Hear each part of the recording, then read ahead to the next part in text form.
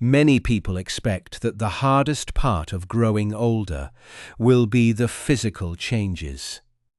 The slower mornings, the aching joints, the doctor's appointments that become more frequent than family visits. But for many people over 60, the deepest pain is something no one can see. It is the quiet realization that the people you spent decades loving no longer seem to need you. The phone stays silent. Birthdays become shorter conversations. Holidays feel strangely rushed. And one day, without anyone ever saying the words aloud, you begin to wonder if you have slowly disappeared from the lives you once held together. That question hurts, because it challenges something much deeper than loneliness. It touches your sense of purpose. For years, your life may have revolved around taking care of others. You worked long hours, worried about bills, sacrificed vacations, postponed dreams, and quietly carried burdens your children never even knew existed. You believed that one day there would be time to simply enjoy one another's company. Not because anyone owed you something, but because love naturally returns to the people who gave it so freely. Then life unfolded differently. Your children built careers, grandchildren arrived, schedules became crowded, messages turned into quick texts, visits became promises for another weekend. Every explanation sounded reasonable, every excuse made sense, yet the result was always the same: less time, less conversation, less connection. What makes this experience so confusing is that it rarely happens through cruelty. Most families do not wake up one morning and decide to forget the people who raised them. Instead, distance grows quietly. Responsibilities multiply. Modern life rewards constant motion, leaving very little room for reflection. People become so busy building their futures that they fail to notice who is quietly fading into the background. The forgotten parent often blames themselves. Maybe I talked too much. Maybe I asked for too much. Maybe I wasn't a good enough mother. Maybe I was too strict. Maybe I made mistakes they never forgave. The mind searches endlessly for answers because uncertainty feels unbearable. It is easier to believe you did something wrong than to accept that life itself can slowly separate people who still love each other. Marcus Aurelius understood something remarkable about this kind of suffering. Although he lived nearly 2,000 years ago, he recognized that much of human pain comes from expecting permanence in a world built upon change. He never suggested becoming cold or pretending not to care. Instead, he taught that peace begins when we stop demanding that life remain exactly as we hoped it would. That lesson becomes especially difficult after 60, because by this age you have earned the right to hope for closeness. You have earned quiet evenings surrounded by family. You have earned conversations that are not rushed between meetings and errands. You have earned appreciation. But life does not distribute emotional rewards according to effort. That truth feels unfair because it is unfair. Still, Marcus Aurelius would gently ask another question. If your peace is entirely on how often someone calls you, who truly controls your peace?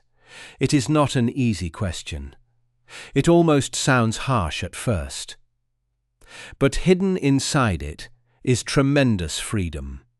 Many parents unknowingly place their emotional well-being into hands that are no longer available to carry it.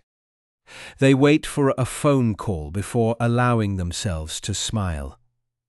They wait for an invitation before feeling valuable. They wait for gratitude before believing their sacrifices mattered. Every day becomes another emotional negotiation with circumstances they cannot control. The Stoics believed this is where suffering quietly grows. Not because love is wrong, but because attachment to outcomes slowly imprisons the heart. Think about a familiar morning. You wake early, as you always have. The house is quiet now. Maybe your spouse is gone. Maybe you live alone after decades of raising children beneath the same roof. You make coffee out of habit. You glance toward your phone before you've even finished your first sip. Nothing. You tell yourself they're probably busy. An hour passes. Still nothing. By lunchtime, disappointment begins speaking in whispers. Notice what happened. The silence itself was not the deepest wound. The story your mind created around the silence became the wound. Marcus Aurelius often reminded himself that events are one thing, while our judgments about them are another. This distinction may seem simple, yet it changes everything. Your child may indeed be busy. They may also be distracted, overwhelmed, exhausted, or struggling with problems they have never shared. None of those possibilities erase your loneliness, but they do remind you that the story you tell yourself is rarely the only story that exists. Unfortunately, loneliness has a powerful imagination. It fills empty spaces with painful conclusions. If someone cancels dinner, loneliness says they no longer care. If they forget your birthday until evening, loneliness says you have become unimportant. If weeks pass without a visit, loneliness insists your best years have already been erased from everyone's memory. These thoughts feel convincing because emotional pain often disguises itself as certainty. Over time, this creates another danger: bitterness. Bitterness rarely arrives dramatically. It enters quietly. You begin keeping score. You remember every missed holiday, every unanswered voicemail, every promise postponed. Conversations become opportunities to mention everything that hasn't happened. The words may be true, but underneath them lies something deeper, a desperate request to be noticed.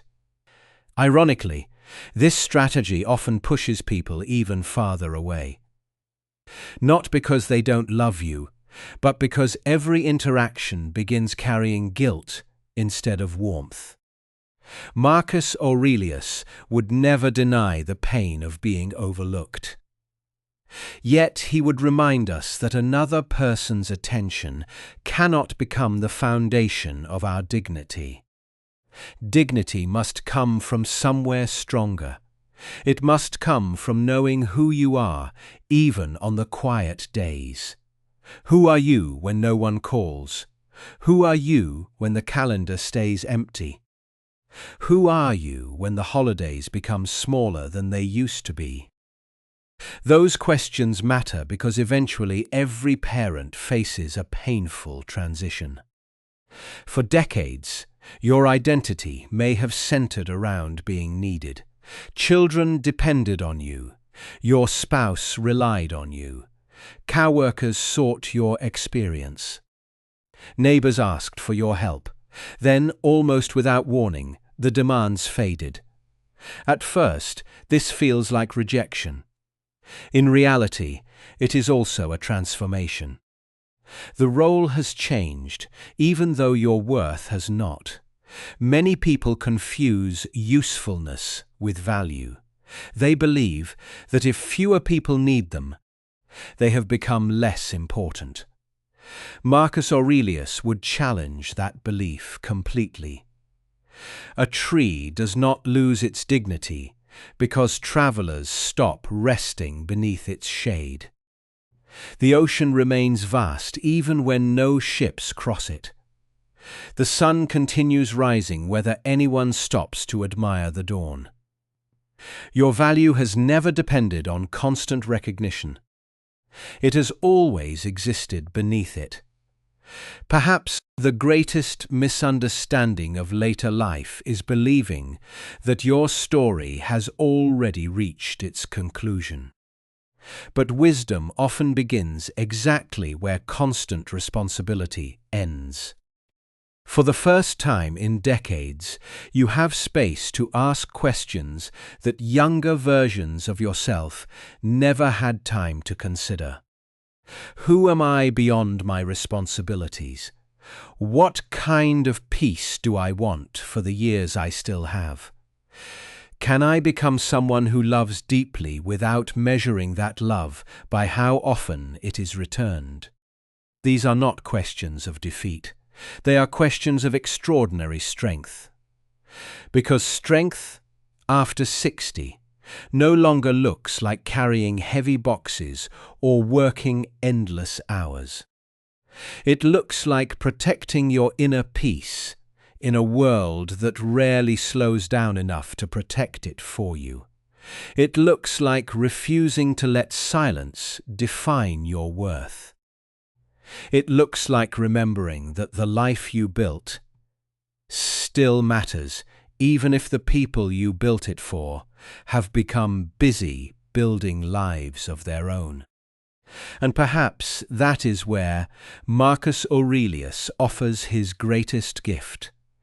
Not the promise that people will suddenly remember you more often. Not the guarantee that every relationship will become close again. But the quiet certainty that no amount of neglect from others can erase the dignity of a life lived with love, sacrifice, and integrity. That dignity was never theirs to give, which means it was never theirs to take away. The pain of being forgotten after 60 does not come only from silence. It comes from contrast. You remember the years when the house was loud, when someone always needed a ride, a meal, advice, money, comfort, or protection. You remember standing in grocery store aisles calculating what you could afford, sitting awake at night waiting for a teenager to come home, and going to work exhausted because someone in the family needed you to remain strong. Now the same people who once called your name from every room may take days to return a message. The contrast can make the present feel not merely quiet, but almost unreal. This is why being forgotten can feel like more than loneliness. It can feel like the loss of identity. For many parents, raising a family was not simply one part of life. It became the organizing center of life. Decisions were made around the children. Money was spent on the children. Time was measured by school years, sports seasons, graduations, weddings, and grandchildren. Even personal dreams were often delayed with the belief that there would be time later. Then later arrives, and it does not always look the way you imagined. Retirement may bring freedom, but it can also remove structure. The alarm clock stops ringing. Cow workers no longer ask for your judgment. The days become open, and open days can be peaceful when the heart feels full. But when the heart feels neglected, too much empty time becomes an echo chamber. Every unanswered call sounds louder. Every cancelled visit feels more meaningful. Every weekend without plans begins to look like evidence that life has moved on. without you. This is one of the most dangerous mistakes of later life. A painful experience is not the same as a final truth about who you are. You may be neglected by your children without being unworthy of love. You may be left out of family plans without being irrelevant. You may spend an evening alone without your entire life becoming a lonely life. These distinctions matter because the mind often speaks in absolutes when the heart is wounded. Sometimes these thoughts contain part of the truth. Perhaps they truly do not call enough. Perhaps people have become careless. Perhaps some relationships have grown painfully one-sided. Stoicism does not ask you to lie to yourself. It does not ask you to call neglect love or pretend that disrespect does not hurt. It asks you to see clearly. Clear seeing means refusing both extremes. You do not excuse everything, but you also do not turn every disappointment into proof that you have been abandoned by the whole world. You do not chase people for scraps of attention, but you also do not poison every possible connection with resentment. You do not deny your need for companionship, but you stop making one person responsible for whether your days have meaning. This is where many strong parents become trapped. They spent a lifetime solving problems through effort. When money was short, they worked more. When a child struggled, they gave more attention. When the family faced danger, they became more protective. Effort worked in the past, so when emotional distance appears, they apply the same strategy. They call more often. They give more money. They offer more advice. They make themselves constantly available. They forgive behavior they would never accept from anyone else.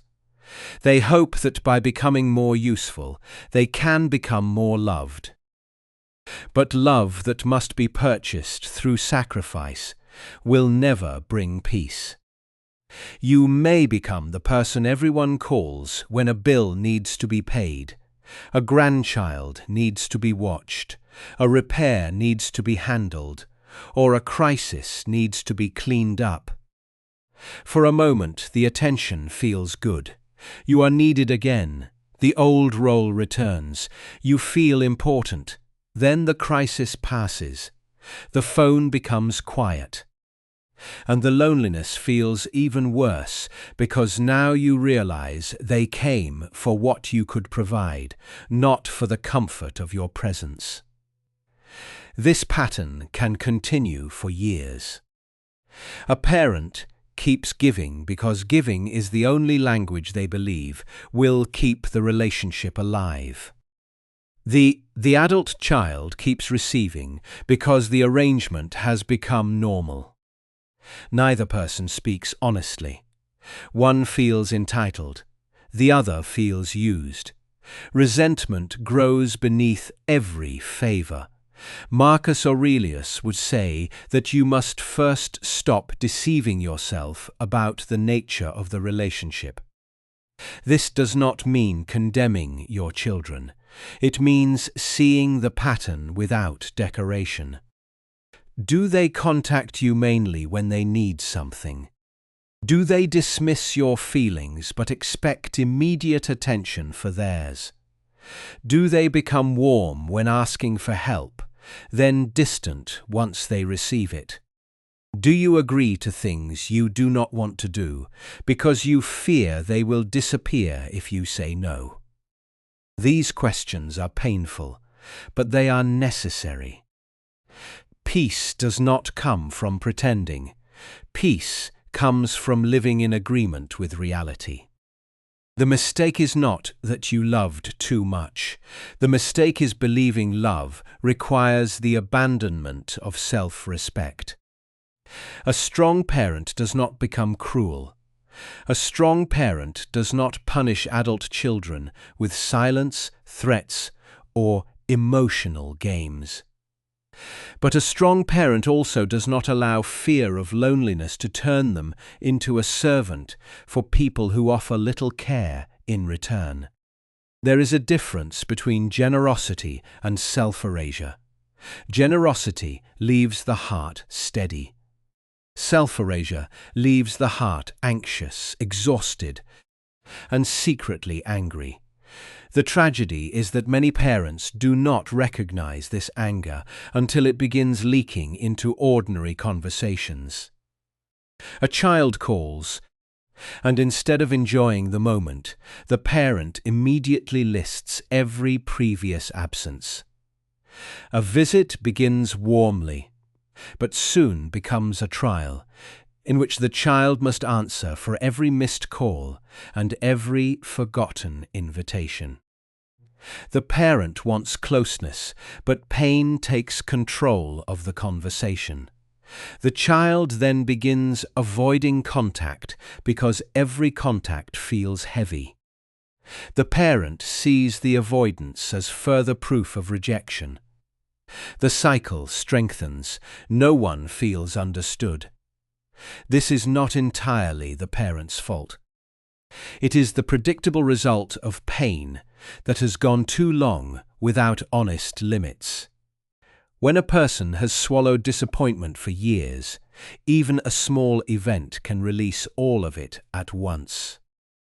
A forgotten holiday becomes every forgotten holiday. A rushed phone call becomes every moment of being treated as unimportant. Marcus Aurelius taught that we must examine our impressions before obeying them. In modern language, this means pausing before allowing hurt to choose your words. The first emotion may be real, but it does not always offer wise instructions. The sentence may feel satisfying for 3 seconds, but what does it create? It tells her that calling you leads directly to guilt. It turns connection into punishment. It may express your wound, but it does not communicate your need clearly. That statement contains dignity. It does not beg. It does not attack. It does not hide the truth. Whether she responds well is outside your control. How you speak is not. This is the center of Stoic strength. It is not controlling other people. It is refusing to let their behavior control your character. You may not be able to make your son visit. You can decide not to humiliate yourself for his attention.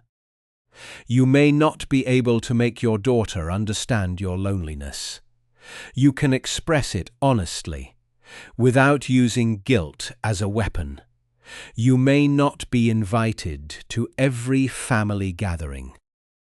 You can stop chasing invitations from people who repeatedly make you feel like an inconvenience.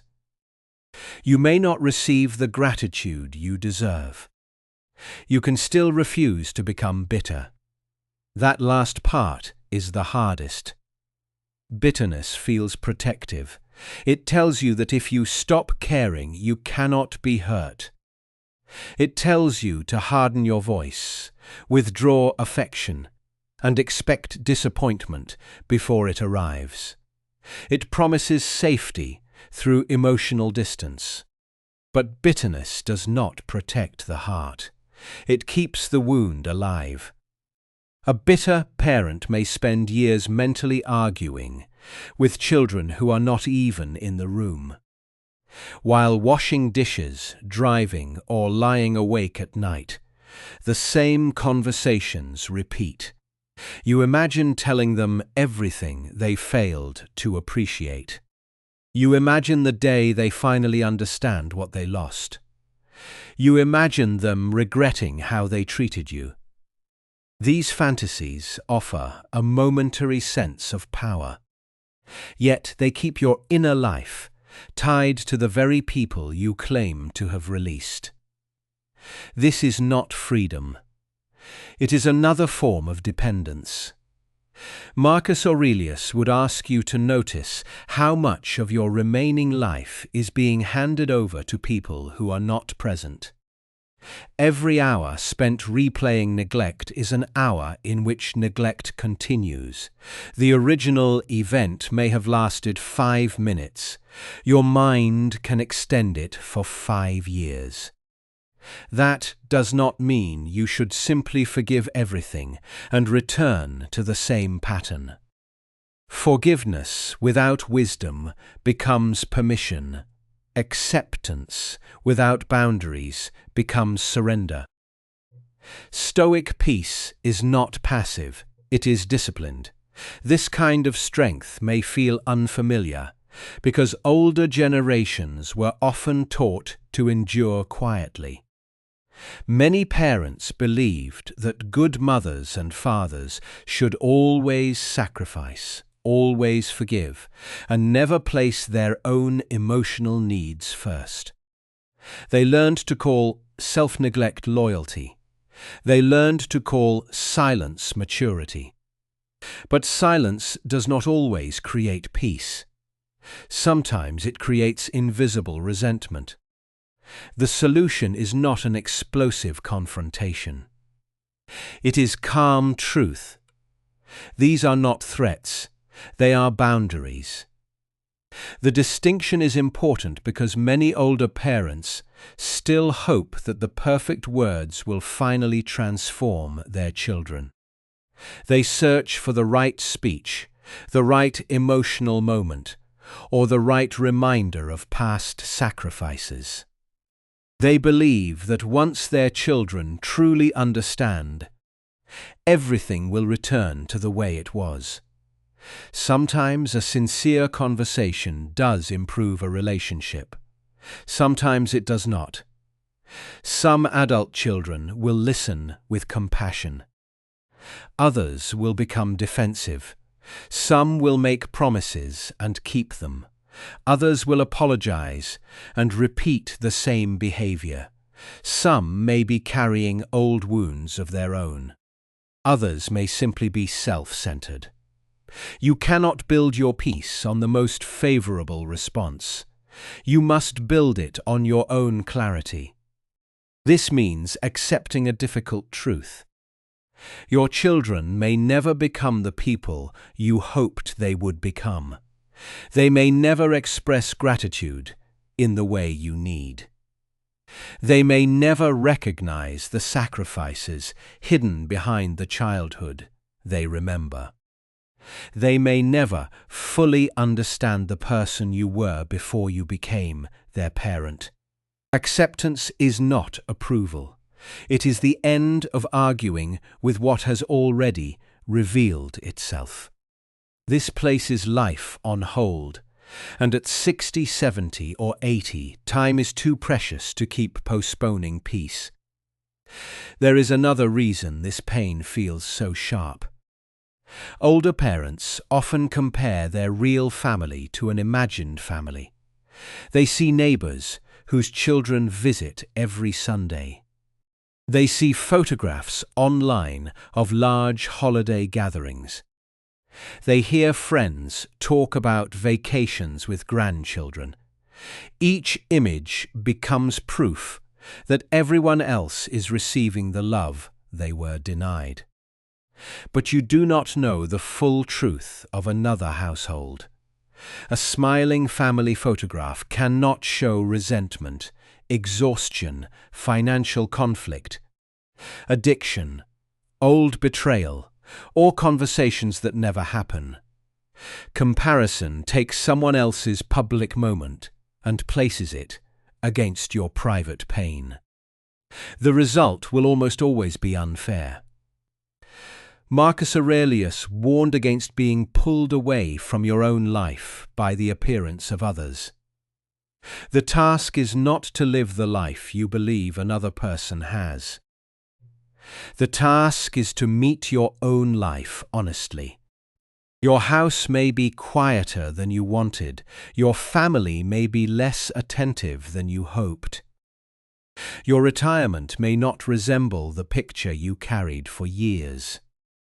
These facts may be sad, but sadness is not the same as ruin. A quiet house can become a prison, but it can also become a place of rest. An empty calendar can become proof of rejection, but it can also become space for a new life. A smaller family circle can feel like failure, but it can also reveal which relationships are genuine. The meaning is not decided once and forever. You participate in creating it. The answer is not because the situation is fair. The answer is because your life still belongs to you. Waiting for fairness will consume the years that remain. Perhaps you no longer have the energy you once had. Perhaps your health limits what you can do. Perhaps grief has taken your spouse, your closest friend, or the person who understood your history without explanation. Building a new life does not mean pretending to be young. It does not require dramatic reinvention. It begins with refusing to let neglect become your daily occupation. You stop checking the phone every 10 minutes. You stop treating every weekend as a test of whether anyone remembers you. You stop cancelling your own plans in case someone suddenly decides to visit. You stop making yourself endlessly available to people who do not respect your time, and you begin noticing what is still here. A neighbor who enjoys conversation. A sibling you have not called in months. A church group, community center, library, walking club, volunteer program, or old friend who may be lonely too. A quiet morning that does not need to be filled with disappointment. A body that may be slower but still carries you into the day. A mind that has survived more than younger people can imagine. Strong parents do not handle being forgotten by pretending it does not hurt. They handle it by refusing to become forgotten by themselves. This is the deeper abandonment that must end. For years, you may have trained yourself to put everyone else first. Their needs, schedules, feelings, crises, and preferences came before your own. Even now, when those people are absent, you may still organize your entire emotional world around them. You wait, you wonder, you rehearse conversations. You monitor who called and who did not. You continue placing them at the center while they may have placed you at the edge. Marcus Aurelius would call you back to the one life you are actually responsible for. Your own. Not in selfishness, in stewardship. You are now responsible for the atmosphere of your home, the quality of your thoughts, the limits around your time, and the people you permit into your inner life. You are responsible for whether pain becomes wisdom or poison. You are responsible for whether your final chapters are written entirely by other people's absence. This responsibility can feel heavy, but it is also hopeful, because what belongs to you can still be changed. You cannot force the phone to ring. You can decide what you do with the silence. You cannot rewrite your children's priorities. You can stop measuring your value by them. You cannot recover every lost year. You can refuse to lose another one to resentment. And slowly, the question begins to change. Perhaps you forgot that you once loved music. Perhaps you forgot that you enjoyed working with your hands. Perhaps you forgot that you were a friend, a neighbor, a reader, a gardener, a traveler, a teacher, a builder, a woman or man, with thoughts and desires beyond parenthood. Perhaps you forgot that you are still capable of offering warmth without begging for return. The goal is not to stop loving your children. The goal is to love them without disappearing inside that love. That shift will not happen in a single morning. Old habits return. The phone will remain silent on some days, and the silence will still hurt. A holiday may arrive, and the empty chair may feel unbearable. You may see another family together, and feel the old ache rise again. Strength does not mean the ache never returns. It means the ache no longer decides what kind of person you become. You feel it, you name it, you breathe through it. Then you return to your own life. This is how dignity is rebuilt, not through one dramatic act, but through hundreds of quiet decisions. You decline what drains you. You speak without accusation. You give without purchasing affection. You stop explaining your worth to people determined not to see it. You remain open to love, but you no longer crawl toward it. And eventually, something unexpected begins to happen. The silence loses some of its power, not because everyone changed, because you did. The phone may still be quiet, but the quiet no longer sounds like a verdict. It becomes simply a quiet morning, a morning in which you can make coffee, open the curtains, and remember that your life is still happening, not the life you once had, not the life you expected, but a life that still contains choices, character, and the possibility of peace. There comes a point when the strongest thing a parent can do is stop waiting for life to return to what it was. Not because the past was unimportant, and not because the people you love no longer matter, but because peace cannot grow in a heart that is always standing at the window, watching for someone who may or may not come. This is the inner shift Marcus Aurelius would have understood. You do not overcome neglect by becoming harder than the people who hurt you. You overcome it by becoming steadier than the hurt. You stop allowing another person's inconsistency to determine the emotional weather of your entire day. You begin to live from principle instead of reaction. That change begins with one quiet decision. You will no longer beg to be remembered. You give people the opportunity to come closer, but you do not drag them toward you. This can feel unnatural at first. For decades, you may have been the one who kept everyone connected. You organized the holidays, remembered the birthdays, made the calls, prepared the meals, and repaired the misunderstandings.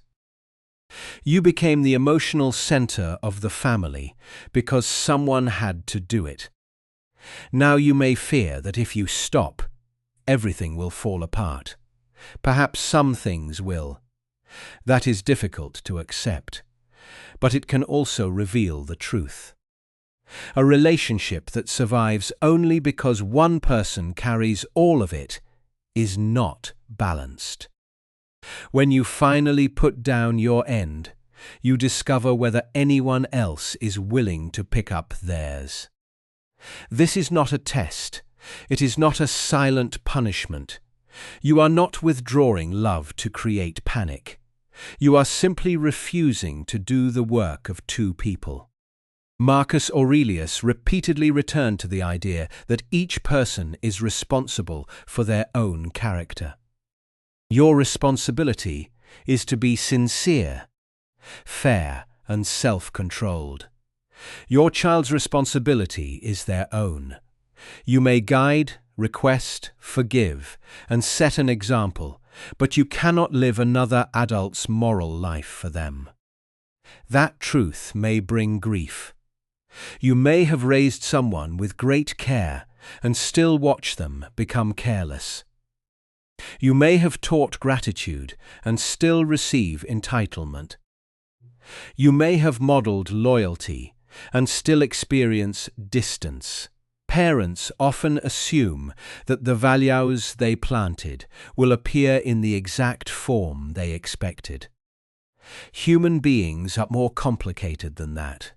Your children are shaped by you, but they are not extensions of you. They carry their own fears, wounds, ambitions, weaknesses, and blind spots. Some will mature late. Some may recognize your value only after losing years they cannot recover. Some may never fully understand. Your peace cannot depend on the day they finally understand. It must begin before that day, even if that day never comes. This does not mean closing your heart. A closed heart is not peaceful. It is merely guarded. Real peace allows love to remain while expectation becomes lighter.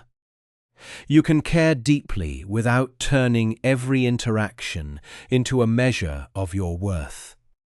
When they call, you can receive the call without immediately demanding repayment for all the silence before it. When they visit, you can be present instead of spending the entire visit preparing for their departure. When they disappoint you, you can acknowledge it without converting disappointment into self-hatred. That is a powerful distinction. Many older parents do not need less love. They need less emotional dependence on the behavior of people they cannot control. They need to stop allowing one empty chair to erase every other form of companionship available to them. They need to stop believing that only biological family can provide meaningful connection. Family matters deeply, but the human heart is larger than one structure. There may be people near you who also sit in quiet homes. A widower who eats dinner alone. A woman at church whose children live across the country. A neighbor who appears cheerful but has not had a real conversation in weeks. A former co-worker who assumes you are too busy to hear from them. Loneliness often convinces people they are the only forgotten person in the room. They are not. Sometimes the path out of isolation does not begin with being invited. It begins with noticing someone else. A phone call to an old friend may not replace the call you wanted from your son. A cup of coffee with a neighbor may not erase the absence of your daughter. Volunteering one afternoon a week may not remove the grief of losing your spouse. But these small acts reopen the world. They remind you that your ability to connect did not disappear when your family became distant. Your warmth is still useful. Your presence still matters. Your wisdom still has somewhere to go. Do not underestimate the value of being seen outside the role of parent. For many years, people may have known you mainly as someone's mother, someone's father, someone's spouse, or someone's employee. Later life gives you an opportunity to meet yourself again without those titles carrying all the weight. You may discover that you have opinions you never voiced because keeping the peace seemed more important. You may rediscover interests you abandoned when responsibility consumed your time. You may learn that solitude is not always emptiness. Sometimes it is the first quiet place where your own voice can be heard. This does not happen by accident. You must begin treating your days as worthy of structure. Wake up with a reason to rise, even when no one is expecting you. Make the bed. Open the curtains. Step outside if your body allows it. Prepare a real meal instead of eating over the sink because you are alone. Keep appointments with yourself as seriously as you once kept appointments for everyone else. These acts may seem small, but they carry a message. When a person feels forgotten, self-neglect can quietly follow. The house becomes darker. Meals become careless. Clothes are chosen without thought. Days blur together. The body is treated as if it is merely waiting. Strong parents interrupt that decline. They do not wait for company before creating beauty around them. They buy flowers for the table. They play music in the afternoon. They take care of the porch, the garden, the kitchen, or the room where they spend most of their time. They create signs of life for themselves. This is not denial. It is resistance against despair. Medical anxiety may still be present. There may be test results, medications, procedures, and waiting rooms filled with uncertainty. Aging asks the body to surrender abilities it once took for granted. You may fear becoming dependent on the same people who already seem distant. That fear is real. But fear becomes more painful when it is carried alone in the imagination. Prepare where you can. Organize your documents. Speak honestly with trusted people. Learn what support exists in your community. Make practical decisions while you are able. Strength does not mean refusing help. It means refusing to let fear remain shapeless. Marcus Aurelius knew that mortality gives urgency to life, but not panic. The fact that time is limited does not make your remaining days less meaningful. It makes them more deserving of attention. You do not need to spend these years proving that you are still young. You do not need to compete with a world that worships speed, novelty, and appearance. You have another kind of strength now. You know what disappointment feels like, and you survived it. You know that many things people chase do not provide peace. You know that anger can waste years. You know that pride can prevent reconciliation, and that desperation can destroy dignity. This knowledge was expensive. Do not treat it as worthless simply because younger people are not asking for it.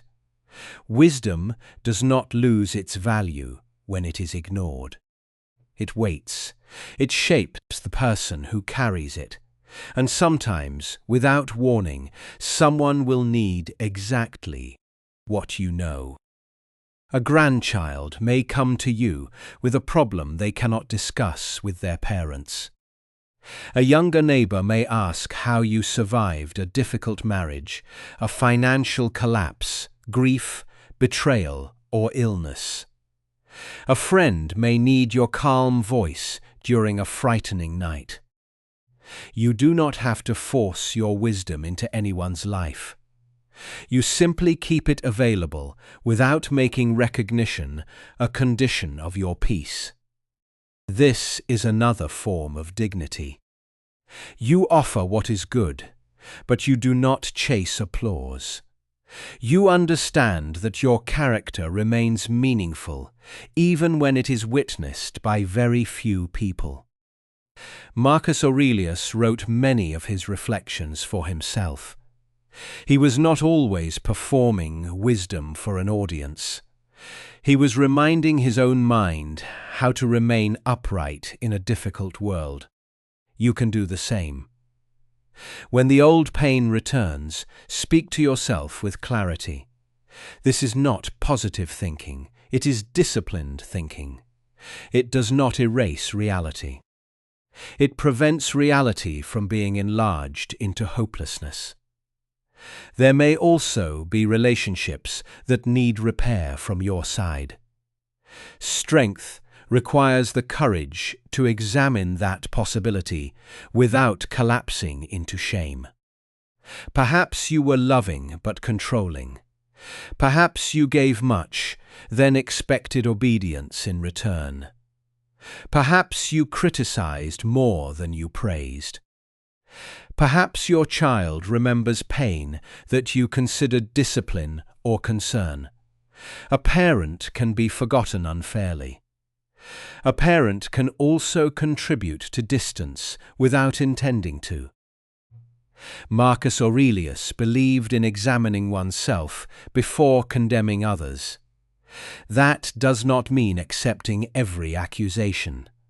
It means becoming honest enough to separate wounded pride from truth. There may be an apology that needs to be offered, not an apology designed to purchase access. A real apology. Then you release the outcome. They may accept it. They may not. A sincere act remains sincere, even when it does not produce the result you hoped for. And if you have examined yourself honestly, and know that you did your best with the understanding you had, then stop putting yourself on trial every night. Parents are human beings. You made mistakes. So did your parents. So will your children. You can take responsibility without accepting endless punishment. You can regret something without making regret your identity. You can wish you had known better and still recognize that much of what you gave was genuine. This is especially important when old memories return. Later life has a way of reopening doors the mind kept closed during busier years. You may remember the times you lost your temper, missed an important moment, worked too much, stayed in the wrong relationship, or failed to say what mattered. The mind may tell you that present loneliness is punishment for past mistakes.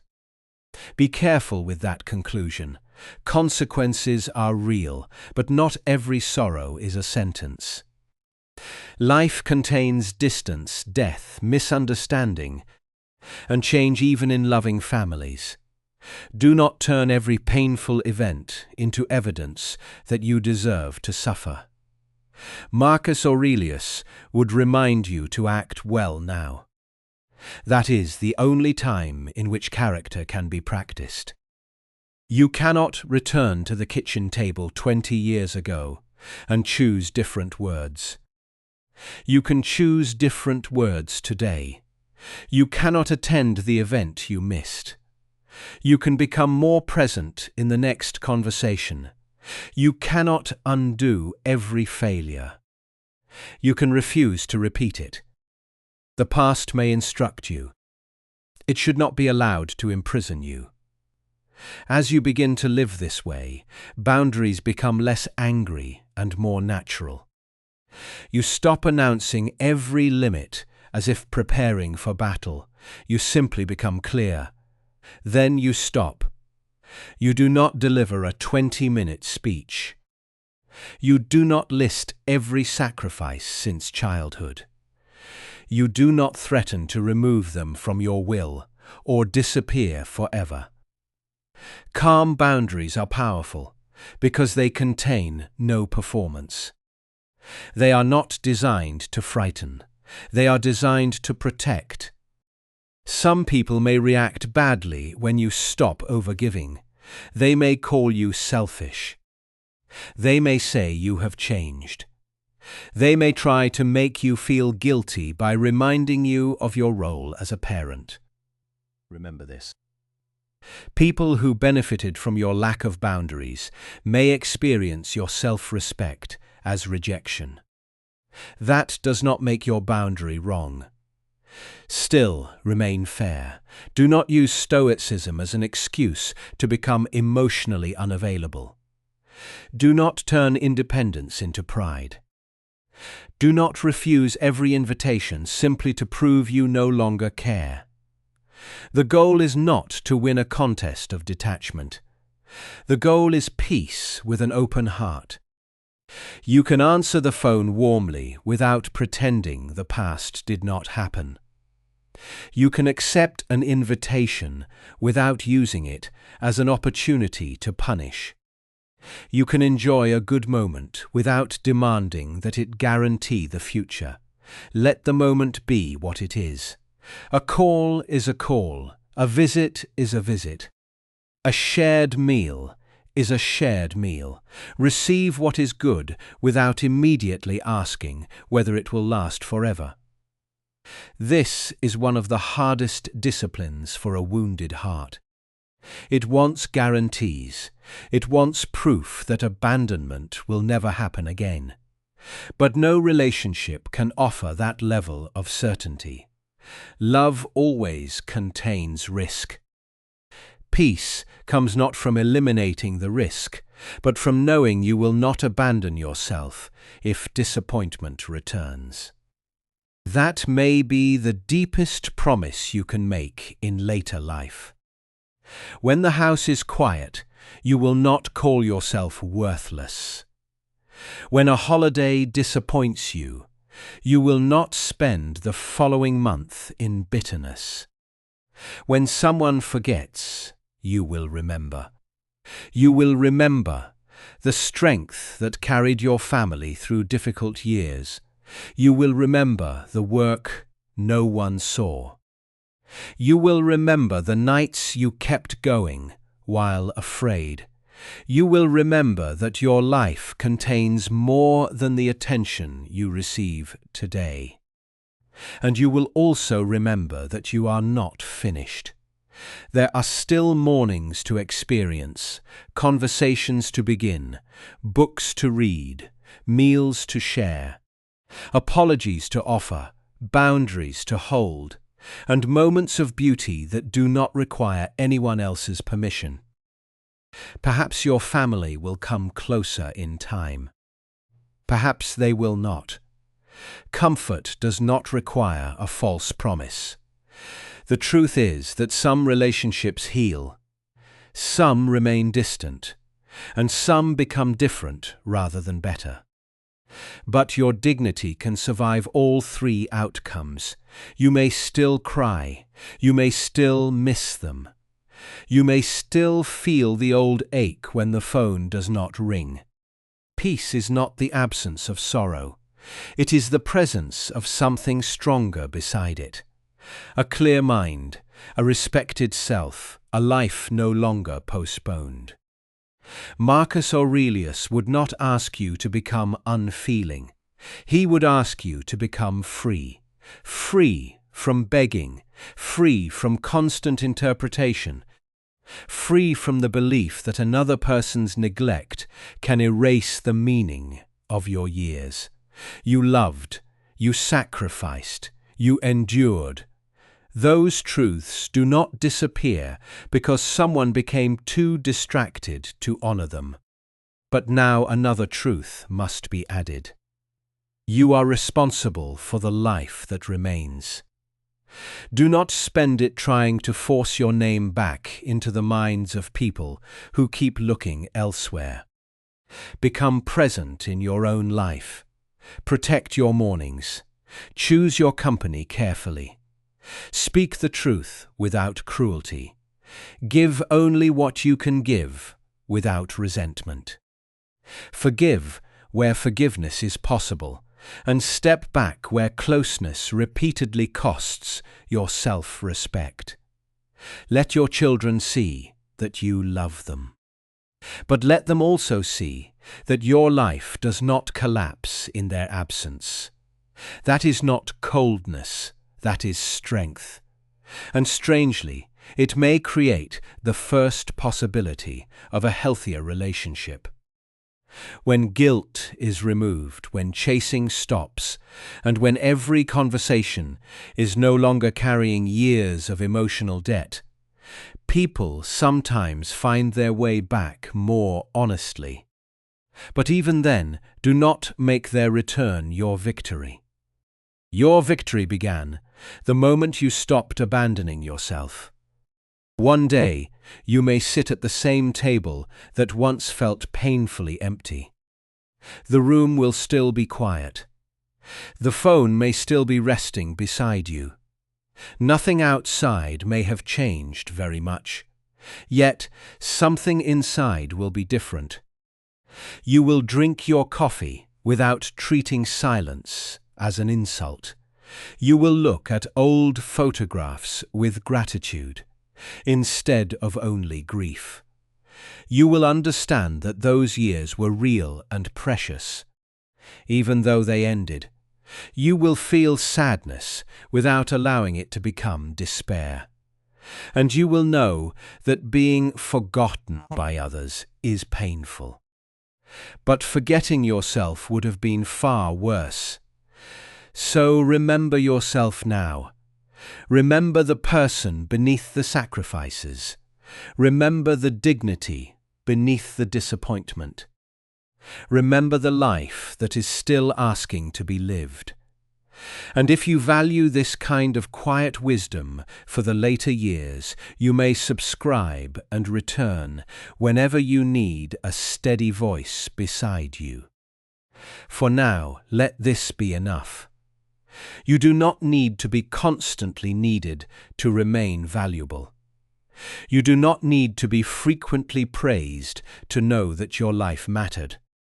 You do not need to be remembered every day by others in order to live each day with honor.